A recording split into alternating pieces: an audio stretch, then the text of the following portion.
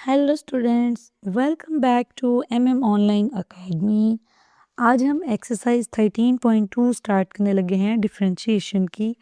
Last video में मैंने आपसे डेरिवेटिव का पावर रूल डिस्कस किया था। डेरिवेटिव का पावर रूल क्या होता है बच्चों? ये था हमारे पास, जब किसी डेरिवेटिव को हम अप्लाई करते हैं किसी फंक्शन की पावर पे, यानी x की पावर n पे, तो ये हमारे पास आता है n(x(n-1). ठीक है, यानी कि मैंने आपसे डिस्कस किया था, अगर हमारे पास डेरिवेटिव ऑफ एक्स स्क्वायर आए तो n यानी 2 स्टार्ट पे आ जाता है, x2 - 1 यानी ये 2x बनता है। आज हम इसका क्वेश्चंस में यूज़ करेंगे। जैसे क्वेश्चन नंबर 1 है हमारे पास, differentiate with respect to x। तो इसका फर्स्ट पार्ट है हमारे पास y is equal to x की पावर 4 + 2x³ + x²।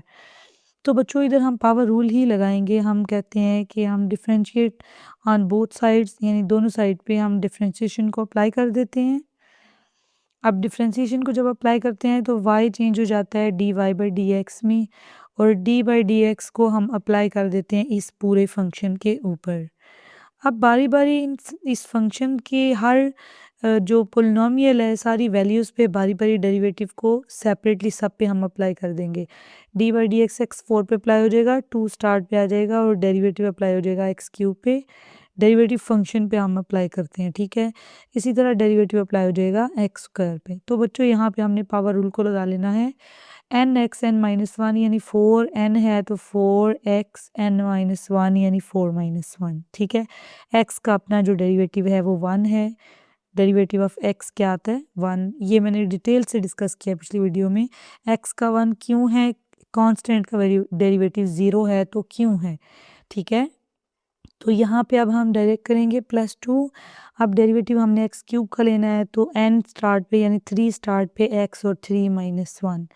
इसी तरह डेरिवेटिव x² का लेना है 2 स्टार्ट पे x2 - 1। तो ये आ जाएगा 4x³, ये आ जाएगा 3 2 ज़ा 6, x3 - 1 यानी 2 + 2x, और यही आपका आंसर है। यानी आपने सिर्फ डेरिवेटिव का पावर रूल इस पे अप्लाई करना था। तो क्वेश्चन नंबर 1 का जो पार्ट 2 है बच्चों, वो हमारे पास है y is equal to x की पावर -3 + 2 x की पावर -3/2 + 3, ठीक है।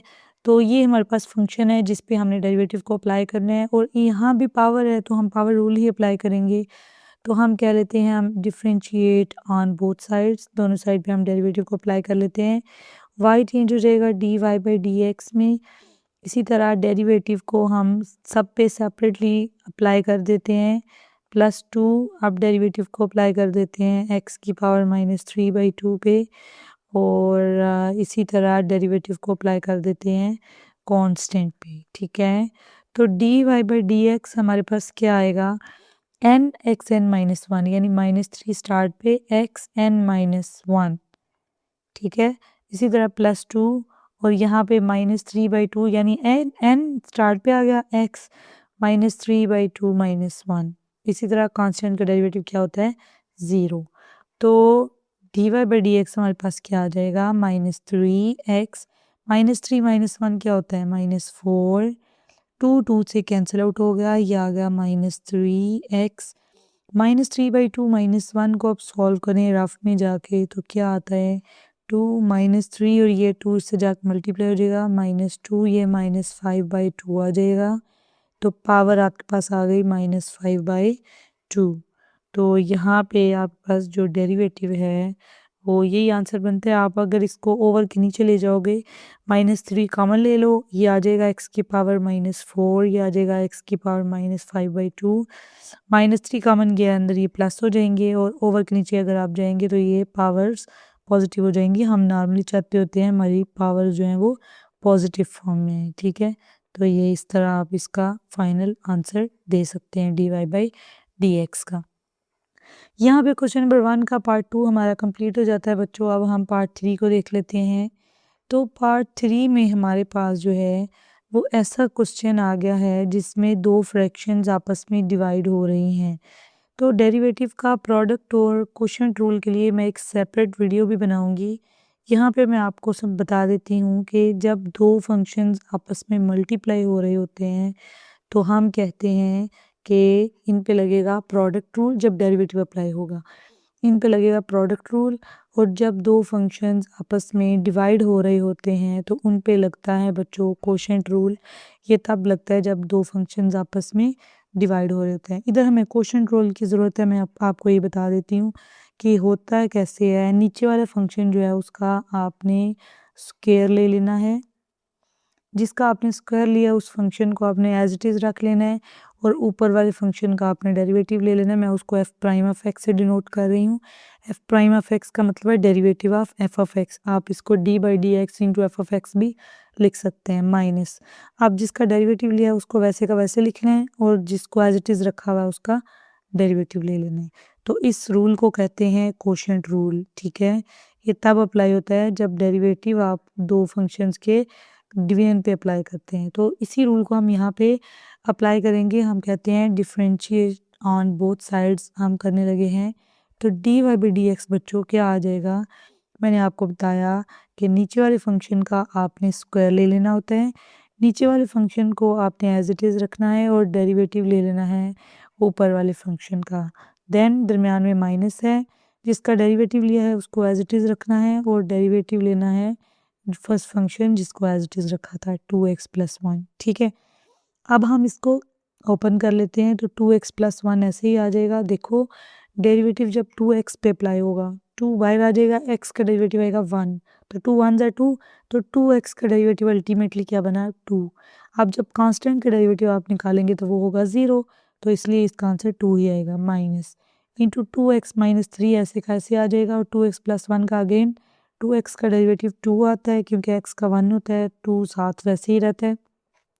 2x का 2 आ जाएगा और प्लस 1 1 का आ जाएगा 0, तो ये भी आ जाएगा 2 डिवाइडेड बाय 2x+1 का होल स्क्वायर। अब आप इसको थोड़ा सा सिंप्लीफाई कर लो, 2 को अंदर मल्टीप्लाई करो, 2 2 ज़ार 4, तो 4x आ गया, प्लस 2 1 ज़ार 2।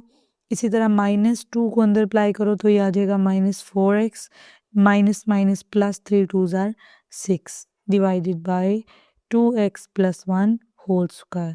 4x और -4x आपस में कैंसिल आउट हो जाएंगे। 6 + 2 आपके पास आ जाएगा 8 and divided by 2x+1 whole square, and this will be your final answer for part 3। अब हम पार्ट 4 को देख लेते हैं।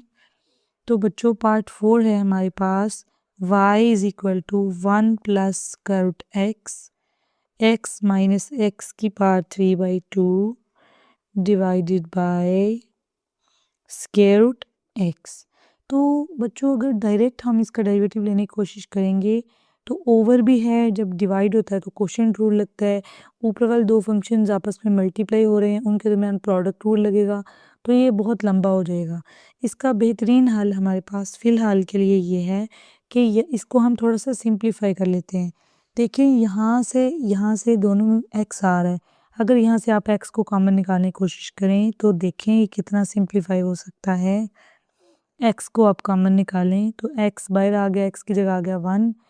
मैंने आपको बताया था यहाँ से अगर हमें पता ना चले कि हमने x की पावर 3/2 में से x को कैसे कॉमन निकालना है तो आप इसके साथ सीधा सीधा डिवाइड कर दें और बाकी पूरा ऐसे ही छोड़ दें। अब हम क्या करेंगे, 1 + √x, इस x को स्टार्ट पे ले आए जो हमने कॉमन लिया हुआ है, और इसका क्या करेंगे 1 - x, ये 3/2 है, नीचे जो पावर 1 है ये ऊपर जाके माइनस हो जाएगी, तो x की पावर में से 3/2 - 1 आप करेंगे, 2 LCM है, 3 - 2 इधर जाके मल्टीप्लाई होगा तो ये आ जाएगा 1/2।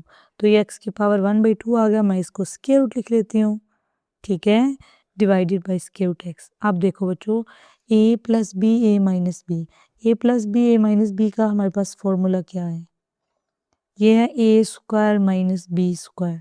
तो इसका हम फॉर्मूला अप्लाई कर देते हैं, y = x × a² यानी 1² - b² यानी √x का स्क्वायर डिवाइडेड बाय √x। तो ये क्या आ जाएगा, x × 1 - 2 और स्क्वायर रूट कट गया, ये आ गया x डिवाइडेड बाय √x। ये तो फंक्शन छोटे से छोटा होता जा रहा है, इसका मतलब है डेरिवेटिव लेने से पहले फंक्शन बहुत छोटा हमें मिल जाएगा, हम आसानी से इसको सॉल्व कर पाएंगे। x को अंदर अप्लाई करें तो ये क्या हो जाएगा, x 1 ज़ार x माइनस ये x² हो जाएगा divided by square root x है। अब स्क्वायर रूट एक्स को सेपरेट, दोनों को सेपरेट डिवाइड करो तो x over square root x हो जाएगा minus x square over square root x. अब इस पावर को ऊपर जाके डिवाइड कर दो। हम कहते हैं एक्स की पावर 1 में से 1/2 को माइनस कर लिया और इधर 2 में से 1/2 को माइनस कर लिया। कर सकते हैं ना ऐसे, इन दोनों की पावर्स 1/2 हैं, ये जब ऊपर जाएंगी तो माइनस हो जाएंगी, और एक्स की पावर इधर 1 है, इसमें से 1/2 माइनस हो जाएगा, ये 2 है, इसमें से 1/2 माइनस हो जाएगा। तो ये क्या आ जाएगा, एक्स की पावर 1 में से 1/2 को माइनस करें तो आता है 1/2। एक्स में 2 में से जब 1/2 माइनस करें तो 2 ज़ा 4 माइनस 1 ये आ जाएगा 3/2। तो अब हमने लगा देना इस पे पावर रूल। अब हम डेरिवेटिव लेंगे तो ये बहुत आसानी से डेरिवेटिव लेने हो जाएगा।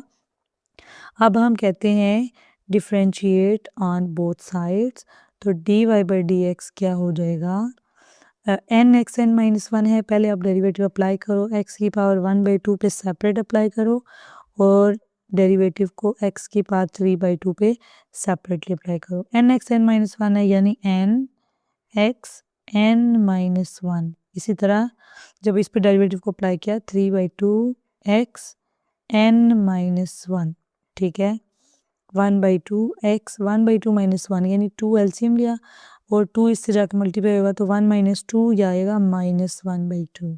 इसी तरह -3/2 एक्स की पावर 3/2 माइनस 1 कितना होता है, 2 इससे मल्टीप्लाई होगा तो 3 - 2/2 यानी 1/2। तो बच्चों यहाँ पे अब हम क्या चाहते हैं कि हमें पावर्स नेगेटिव नहीं चाहिए, हमें तो पावर पॉजिटिव चाहिए हैं। तो यहाँ पे इसको थोड़ा सा हम सॉल्व कर लेते हैं, इसको हम नीचे ले आते हैं तो हमारे पास जो है वो 1/2 और एक्स की पावर -1/2 है, तो ये नीचे आके 1/2 स्क्वायर रूट एक्स हो जाएगा। और यहाँ पे जो दूसरी टर्म है वो हमारे पास -3/2 स्क्वायर रूट एक्स ही रहेगी। तो आप चाहो तो इनका एलसीएम ले लो, और एलसीएम लेने से आपके पास क्या होगा, 2 स्क्वायर रूट एक्स इसका एलसीएम आ जाएगा, ये ऐसे का ऐसे 1 आ जाएगा, -2 सेम है, स्क्वायर रूट एक्स ऊपर जाके मल्टीप्लाई होगा तो स्क्वायर रूट एक्स का यानी 3 तो आएगा ना, स्क्वायर रूट एक्स का स्क्वायर आ जाएगा ऐसे, तो ये इसे कट जाएगा और ये आ जाएगा 1 - 3x over 2 square root x. Sometimes इस तरह के एलसीएम में बच्चों को प्रॉब्लम होती है। दोबारा देखो, 2 स्क्वायर रूट एक्स यहाँ पे है और यहाँ बाई 2 है, ये स्क्वायर रूट एक्स मल्टीप्लाई हो रहा है, आपने एलसीएम में 2 स्क्वायर रूट एक्स रख लिया है। अब ये और ये सेम है तो 1 एज इट इज़ आ जाएगा, -3 एज इट इज़ लिख दें, और स्क्वायर रूट एक्स का हम क्या करने लगे हैं, 2 और 2 सेम है, ये स्क्वायर रूट एक्स ऊपर जाके मल्टीप्लाई होगा तो स्क्वायर रूट एक्स 2 हो जाएंगे, उनका स्क्वायर बन जाएगा। तो इस तरह से आप इस जो आपका पार्ट 4 है उसका भी आंसर दे सकते हैं। पार्ट 5 से ऑनवर्ड हम नेक्स्ट वीडियो में देखते हैं, सेम प्लेलिस्ट में आपको वीडियो मिल जाएगी, नेक्स्ट लेक्चर को क्लिक करें और लेक्चर हासिल करें। अल्लाह हाफिज़।